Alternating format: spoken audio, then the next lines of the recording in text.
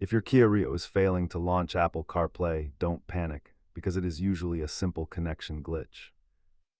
Over 80% of connectivity issues in the Kia Rio are caused by faulty cables rather than the head unit itself.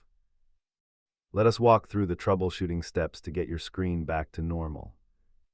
Start by swapping your cable for an original Apple one and cleaning any debris out of your phone's charging port.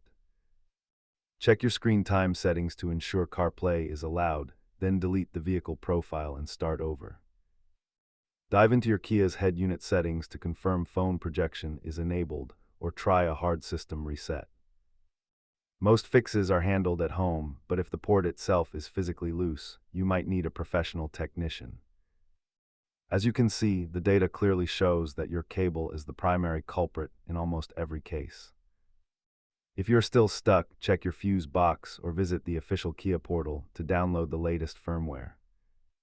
Keep these items in your glove box to handle any sudden connectivity issues on the road. Remember that modern infotainment systems are computers, and they occasionally need a fresh start. If these steps did not resolve it, check for a loose USB port and subscribe for more Kia repair tips.